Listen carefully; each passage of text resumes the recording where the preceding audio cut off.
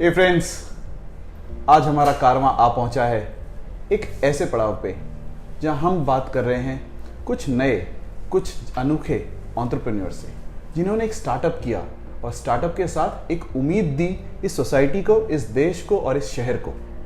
उस उम्मीद को कायम रखने के लिए कई सारे लोग काफ़ी सारी नई नई चीज़ें करते हैं, पर ह्यूमन ग्रूमिंग पे कौन ध्यान देता है?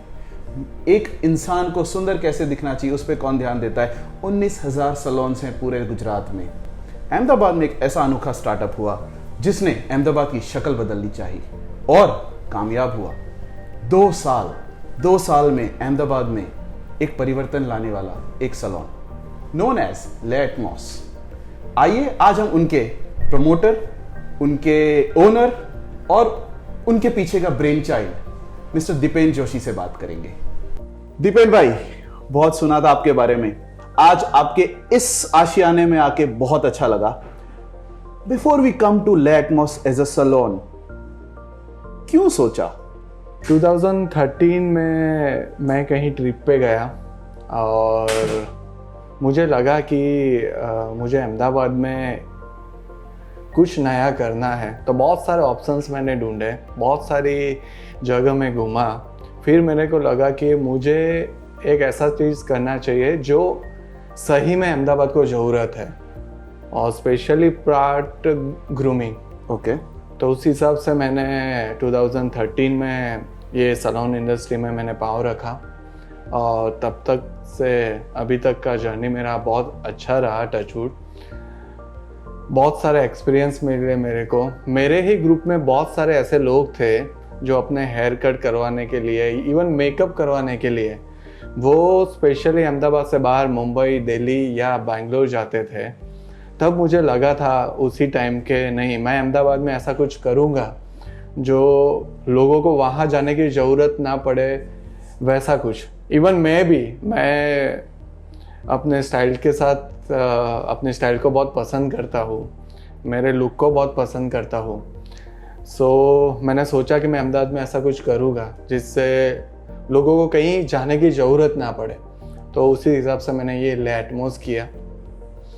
सो ग्रूमिंग पे ज़्यादा ध्यान था, खुद की ग्रूमिंग पे, उसके लिए खुद का ही एक सैलून स्टार्ट कर दिया आपने? नहीं, वैसा नहीं था। I am basically from real estate. Okay. मैं रियल एस्टेट 2007-8 से रियल एस्टेट में था।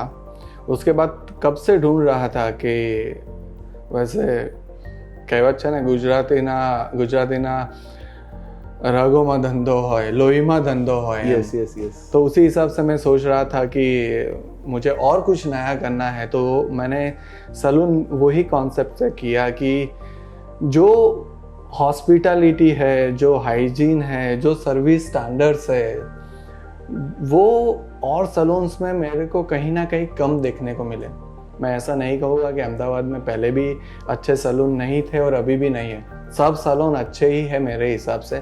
लेकिन मैंने इसलिए फोकस किया कि मैं एजुकेशन पे बहुत बिलीव करता हूँ, और उसके पीछे मैं अपना इन्वेस्टमेंट, अपना टाइम, एम्प्लॉय का इन्वेस्टमेंट, उन लोगों का टाइम, वो सब कुछ फोकस करके मेरे को ऐसा था कि मैं अगर कुछ बढ़िया सा अहमदाबाद में करना चाहूँगा, अपने लिए भी और लोगों के लिए भी, तो सैलून इज द ऑप्शन। सो आज अगर अहमदाबाद का कोई भी यंग जनरेशन हो, मैं तो कहता हूँ इनफैक्ट बच्चे से लेके बुजुर्ग तक, उसे ले एटमॉस क्यों आना चाहिए और वो दूसरे सैलून्स में क्यों ना जाए? How do we differentiate? मैं ऐसा कभी नहीं कहूँगा कि आप दूसरे सैलून में नहीं जाना चाहिए। मैंने पहले भी बोला कि सब सैलून बेस्ड है, सब स्टाइलिस्ट बेस्ड है, लेकिन कहीं ना कहीं ये फील्ड में एजुकेशन की बहुत कमी है।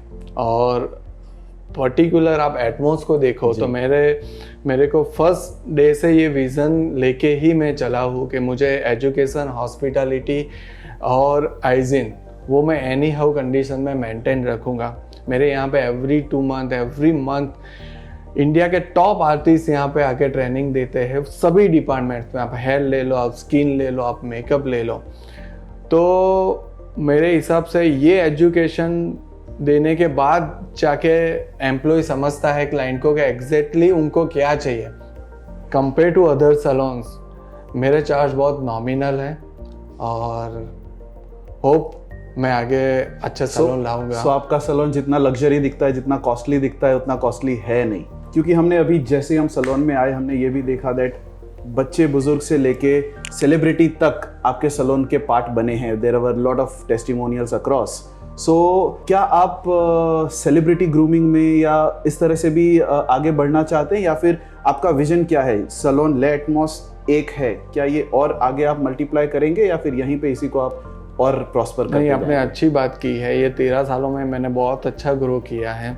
ये सैलून को करीबन 2.5 इयर्स कंप्लीट हुए हैं। बहुत अच्छा रिस्पॉन्स है मेरे यहाँ पे। यहीं से आप 5-6 किलोमीटर ले लो या प्रहलाद नगर ले लो, पालड़ी ले लो, कहीं से क्लाइंट ढूंढते ढूंढते यहाँ पे आते हैं। मेरा ग्रुप है सभी जगह, तो वो भी वहाँ से यहाँ तक आते हैं। तो सब लोग बोलते हैं कि भाई तू यहाँ पे एक ब्रांच कर ले या फ्रेंचाइजी दे दे। मेरे बहुत सारे इंक्वायरी भी फ्रेंचाइजी की आती है, लेकिन मैंने फर्स्ट बोला कि मैं हाइजीन, हॉस्पिटलिटी और एजुकेशन में बिलीव करता हूँ। इसमें जिसको 100% इंटरेस्ट होता है वो ही आई थिंक इसमें ग्रो करना चाहेगा। तो मैं अभी को कुछ ऐसा बड़ा नहीं सोच रहा हूँ, लेकिन डेफिनेटली मैं अपने बात छेड़ी है तो मैं वेरी सून ये जुलाई में अपना एक नया सैलून लेके बोडकदेव में आ रहा हूँ।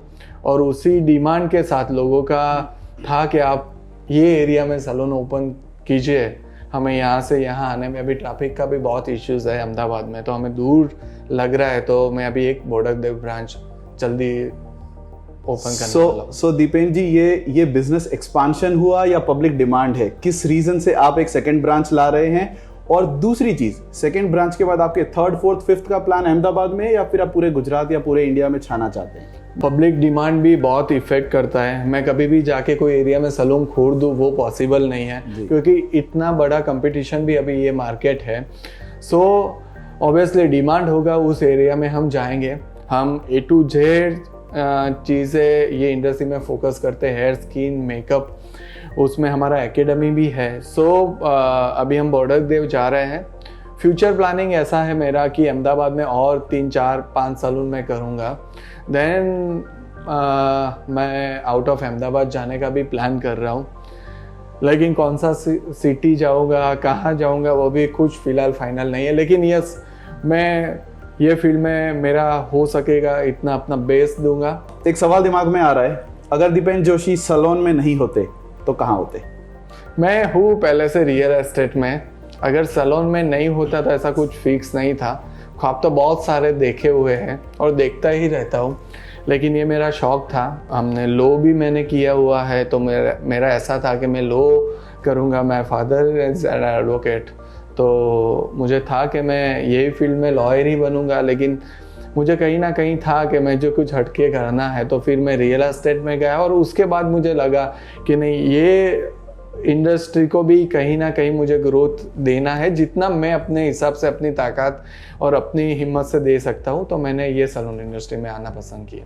शायद हम ये आंसर एक्सपेक्ट कर रहे थे, बिकॉज कहीं ना कहीं हमने रिसर्च किया था। दीपेन जोशी खुद एक बहुत अच्छे एडवेंचर स्पोर्ट्स लवर हैं, और साल में 1-2 महीना तो ये पहाड़ों में मिलते हैं हमें।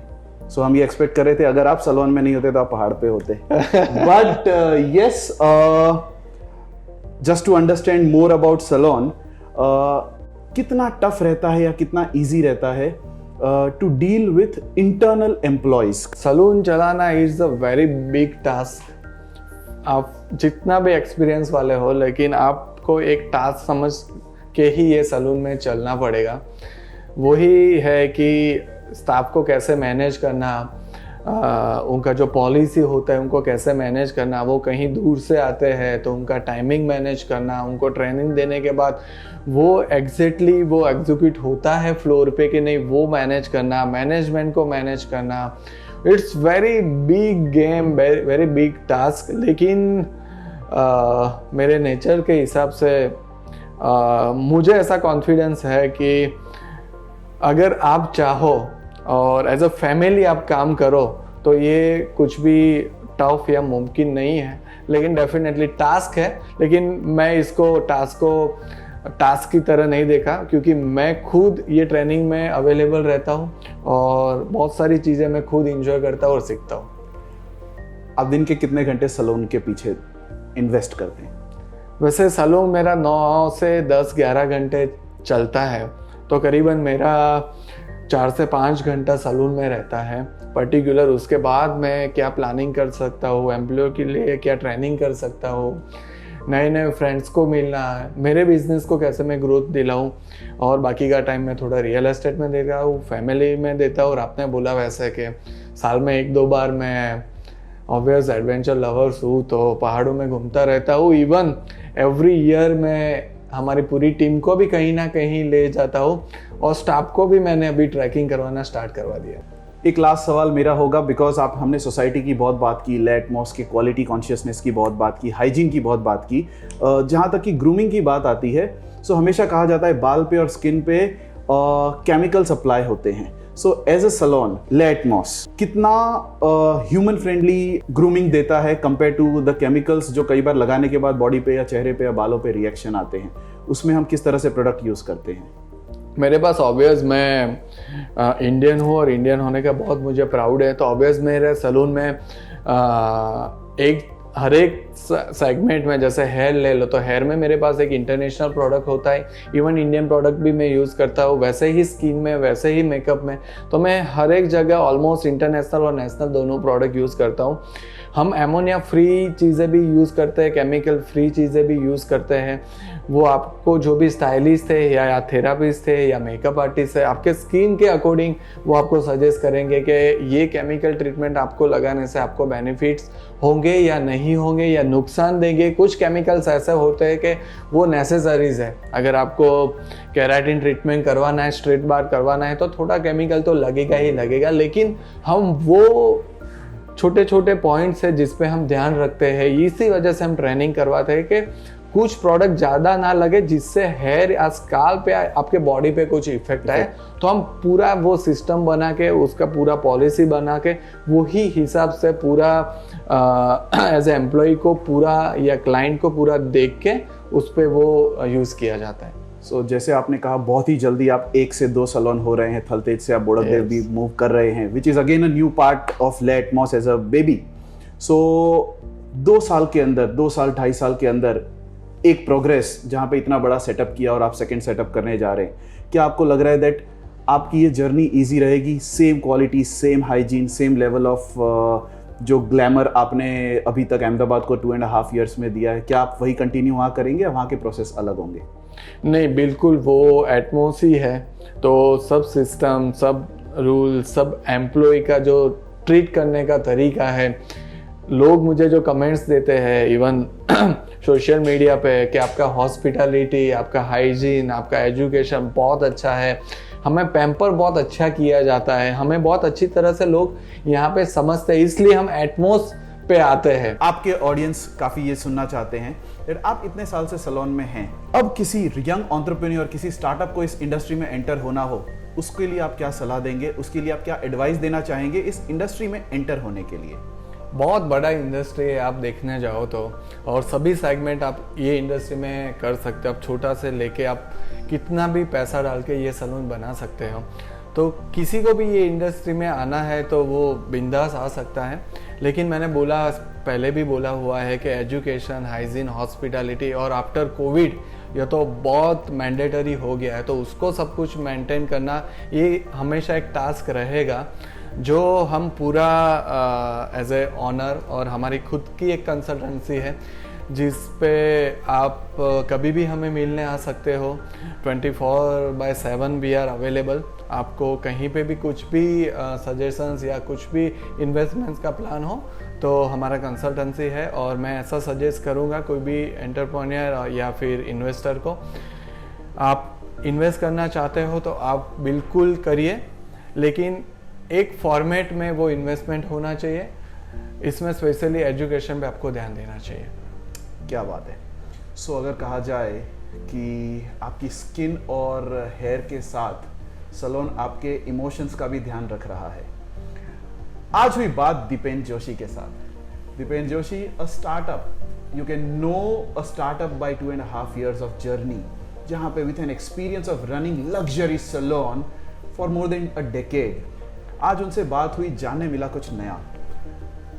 एक सैलून कैसा होना चाहिए, उसका लग्जरी लेवल कैसा होना चाहिए, एक सैलून से दूसरा सैलून, दूसरे से 3 to 4 more salons coming up in the region. So आगे क्या प्लान्स हैं, किस तरह से, हमने काफ़ी कुछ जाना। आपको और कौन से इंडस्ट्री के बारे में, और कौन से नए स्टार्टअप के बारे में, और कौन से नए लोगों के बारे में जानना है, लाइक कीजिए, कमेंट कीजिए, शेयर कीजिए। मिलते रहेंगे अगले वीडियोस में।